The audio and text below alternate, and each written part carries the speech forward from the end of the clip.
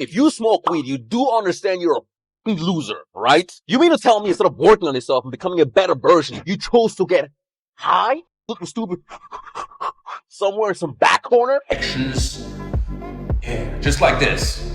Why you have shit friends and why it's a problem. The reason you have shit friends is because you are shit. With some random ass loser who's probably a brokey, he's uninspiring, he probably doesn't give a fuck about you anyway. How the f are you still not jacked as a man? What have you been doing your entire life? Get all these excuses. Prince, I can't stop smoking weed. I can't stop drinking alcohol. I can't stop being a bitch, Prince. What should I do? Because you're f***ing unimpressive. You're a dork. You're a loser. No one gives a shit about you.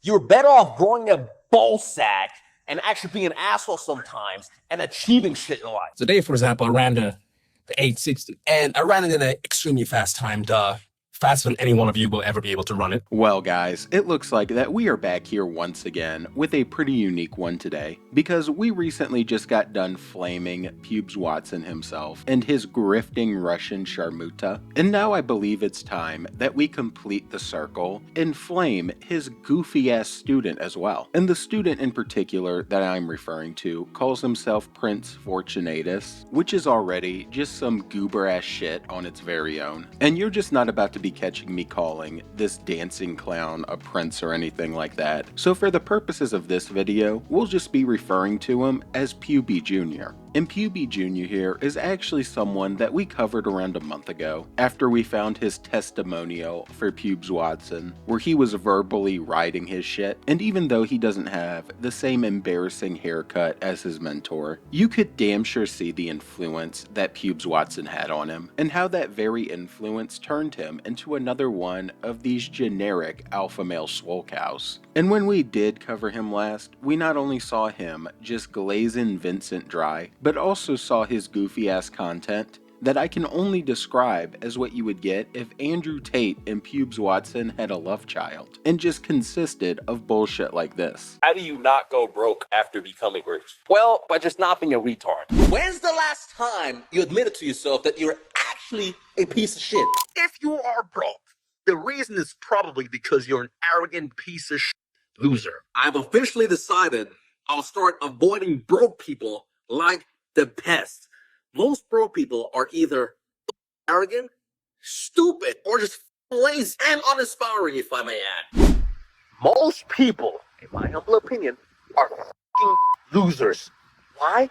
Because they don't win. I don't hire people if they're fat as f***. Why would I? Everybody be always saying, Prince, I work so hard, No, you fucking don't. You cannot even do multiple things at the same time. Number one reason that you are a brokey is because you are a pussy. And it seems that my analysis about a month or two ago wasn't too damn far off, because not only did he get coaching from Pubes himself, but there was also a clip I found where he was on a call with Andrew Tate, so I can only assume that he was a part of his little war room as well. And this is exactly what that type of dumbass coaching ends up getting you, is where you just make yourself look like a clown on the internet, and you end up getting gadooshed and made fun of because nobody is taking you serious, especially when you're trying to look like this big badass tough guy, but in reality you appear to be under 5'2" and look like you are constantly photoshopping yourself into different pictures to continue to try to convince people that you're rich. And since we last covered him, this is basically what a lot of his content has continued to consist of, is him still trying to convince everybody that he's rich by just bullshitting his way through it and just blabbering about random shit like this right here that I am not buying whatsoever. And I made 100 G's a month, and then I spend it on my new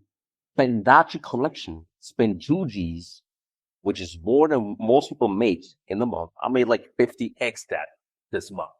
And then we go with my friends, have some oysters, eat some seafood that costs like $800 I paid for it.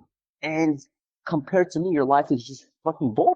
So as you can tell, he is just saying anything and everything to convince you that he's not what he would call a brokey, and I just find it all really hard to believe when it appears that the motherfucker can't afford clothes that actually fit him and aren't skin tight. And when he hasn't just been sitting there talking about how much money he's making or how much money he's spending on random things like seafood and how your life is just boring in comparison to him, he's also been following the typical alpha male route of just making up shit about his childhood. And it's consisted of a few clips like this right here, where this guy thinks that he is the main character in a movie or some shit, and tries to claim that he was calling people brokey in high school and starting entire class arguments about it. And he was just ahead of the curve ever since he was 15, and was just pretty much destined to be rich. Bro, when I was 15, I was like a psychopath.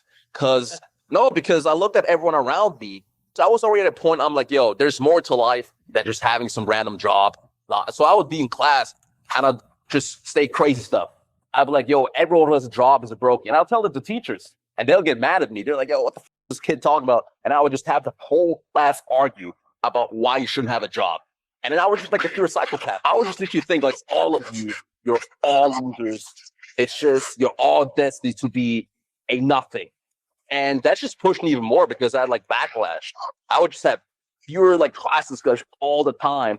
And that just made me think, yeah, I need to be better in this. I need to prove that it's actually possible. And there is just absolutely no way anybody was taking this goober seriously as he sat there in the back of the class, just repeating his favorite Andrew Tate quotes and trying to look like this genius. And it just appears to be more of the typical bullshit where these guys have this need to feel special in some way and to prove that to everybody else that they are special. So he had to talk about how he was this little psychopath when he was 15, just ahead of everybody already. And this is naturally not where the goofiness ends, because lately, instead of posting these little goofy clips from these podcasts where you never actually see anybody else interviewing him, he's also been doing these little monologues where he's sitting there yapping in front of the camera about a variety of different goofy subjects, with one of them persisting of this one right here, where he's discussing how he just couldn't have a normal job. And I think this is something that we're all aware of, since he is just out here constantly grifting his ass off on the internet. And the funniest thing about this is that if you didn't know better and you closed your eyes, you would probably think that this was Pubes Watson spouting off on all of this BS. If I had a job,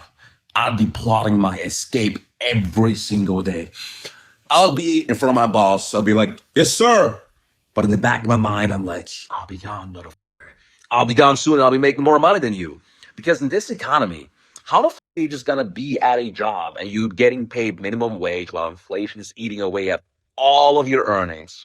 You're living in some shit apartment that's being shared with like 10 people, like some refugee camp, and you think you're winning in life. Imagine me at a job. Oh, yes, sir, yes, sir. That doesn't even make any sense. And that's how you should be thinking about yourself. And naturally, of course, this goober can't envision himself at any type of job where he'd be, being productive, because instead, he's out here doing this shit all day, trying to look like he's some sort of badass and some sort of alpha. And his jabbering covers a variety of different subjects, with another one of his favorite ones being about poor people and how poor people are actually the problem. And it's him just trying to defend himself and basically prove that he's not all about materialism, even though it's the only thing he's constantly showing. And instead, it's the poor people that have a money and materialism problem. And it's the same type of horseshit that we've heard from people like Wes Watson and, of course, people like Pubes Watson. Money absolutely rules the world. I'm going to give you proof why. You get all these poor people. And for some reason, it always starts with poor people, right?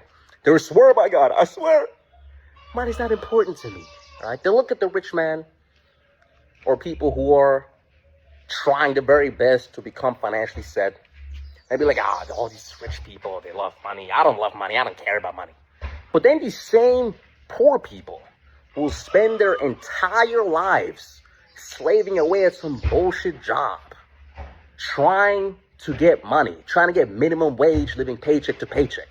Or they're asked the government for assistance. Please, government, please, can you give me money? I don't have money. Why isn't the government helping me? So how can you claim that X thing is not important to you at all, but at the same time, X thing completely emotionally affects you. That is called hypocrisy. And the funny thing, it's always a mind twist. The world is a mind twist. It's actually the people who are trying their best to become financially set, and the people who work hard to make money, those are the actual people that are detached from money. Because those are the entrepreneurs that will take risks. They might even lose money trying to make money. They'll run a business, they're losing money, but they're still trying their very best. It's the rich people, the people with money who give to charities. I've never seen a brokey ever in my entire life give money to a charity. Ever. It's only the people with money, right? But then they say, oh, but I don't have money. Well, then get the money. And I've seen family members, friends, start fights over measly amounts of cash. Oh, you owe me this. Oh, you broke this. I want my $10 back. Bro, you're just a brokey. Just admit it.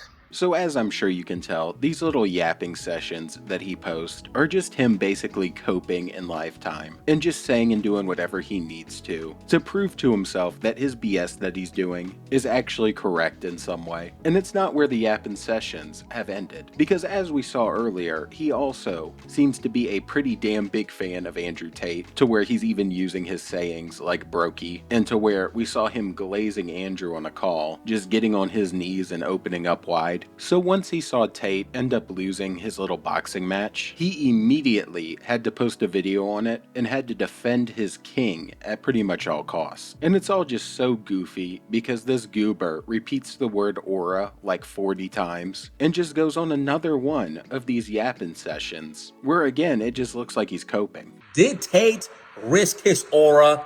Yes, it did. The haters are correct. Haters officially made the most historical aura gamble that I've seen in a long time, and he's lost a lot of aura. But what the haters will never understand is you have to do this if you want to be a winner. You have to periodically risk your aura if you want to achieve anything in life. And I gave an example. People ask me all the time, Prince, I'm so poor. Please, can you give me advice? Or like the worst thing, if people ask me to give them money. I hate that shit. If anyone ever asks me for money again, I will pimp slap you.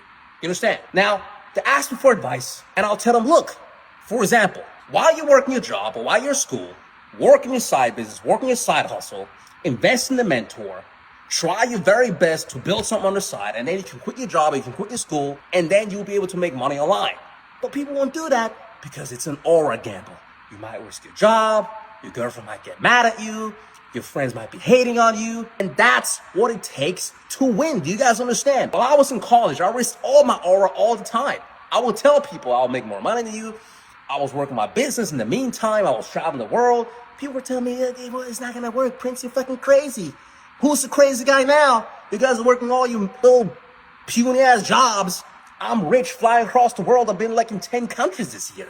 I don't even have a place where I live at. Because of risk my aura, it could have all failed. And yeah, this is just him defending one of his heroes, and defending the man that all of these fake alpha males just look up to with everything they've got. And even when doing so, you can tell that Puby Jr. is just on an ego high in the middle of it, and feels the need to talk shit as much as possible, and to try to put himself above everybody else, because he has this weird-ass little superiority complex, or as I would refer to it, as a Napoleon complex, since I think he is so damn short. And there's nothing wrong with being short, but if you act like this, it's just a really bad combo. But with that said, I think I'm done here, and that's enough for one day. So if you enjoyed, please drop a sub and a like, and join the Saints Mafia, where we are flaming every grifter we find, and I'm out. Watching Puby Jr. continue to follow Pubes Watson's steps, and peace. He banned my ad account, was completely shut down.